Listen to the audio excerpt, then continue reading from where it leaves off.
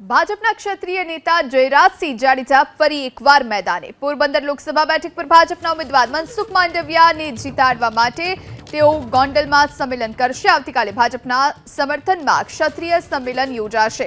જયરાજસિંહના પુત્ર ગણેશસિંહ જાડેજાના આગેવાનીમાં આ સંમેલનનું આયોજન કરવામાં આવ્યું છે, જેમાં ગરાસિયા રાજપૂત, કાઠી ક્ષત્રિય સમાજ, કારડિયા રાજપૂત, નાડોદા રાજપૂત, સોરઠિયા રાજપૂત ને ખાંટ રાજપૂત સમાજના લોકો પણ હાજર રહેશે। સંવાદદાતા પરાક્રમસિંહ આપણી સાથે ફોન લાઈન પર જોડાયા છે। પરાક્રમસિંહ, ભાજપના ક્ષત્રિય નેતા જયરાજસિંહ જાડેજા ફરી એકવાર મેદાનમાં આવ્યા છે અને મનસુખ માંડવિયાને જીતાડવા માટે ગોંડલમાં સંમેલનનું આયોજન, શું વધુ જાણકારી? ચોક્કસ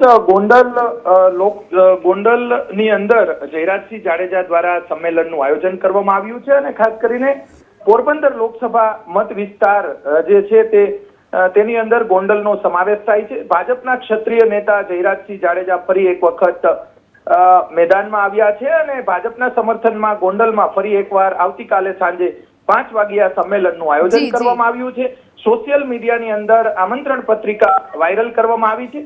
આ સંમેલન પર સમગ્ર રાજ્યના રાજકીય આગેવાનો ઉપરાંત ક્ષત્રિય સમાજ અને અન્ય સમાજો છે તેમની પણ નજર રહેશે। જયરાજસિંહ જાડેજાના પુત્ર ગણેશસિંહ જાડેજા છે તેમની આગેવાનીમાં સંમેલન યોજાશે, જેની અંદર સમસ્ત અલગ અલગ ક્ષત્રિય સમાજના જે આગેવાનો ઉપરાંત ભાજપના સમર્થિત જે ક્ષત્રિય સમાજના જે અગ્રણીઓ છે તે ઉપસ્થિત રહેશે।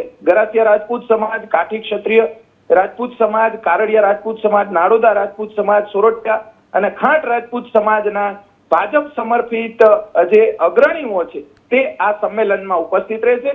માત્ર પોરબંદર લોકસભાની પરંતુ અલગ અલગ સૌરાષ્ટ્રની જે લોકસભા જે અલગ અલગ આવેલી છે તે લોકસભાની અંદર જે અલગ અલગ ઉમેદવારો છે, સાથે સાથે જે ક્ષત્રિય સમાજ ઉપરાંત અન્ય સમાજ છે તેમની પણ આ જે ગોંડલનું સંમેલન છે તેના પર તમામ ગતિવિધિઓ છે અથવા તો સંમેલનની અંદર કેટલા લોકો ભેગા થાય છે, આ તમામ બાબતે રાજકીય અગ્રણીઓ ઉપરાંત જે અલગ અલગ ક્ષેત્રના આભાર પરાક્રમસિંહ, આપ જોડાઈને તમામ જાણકારી આપી તે માટે।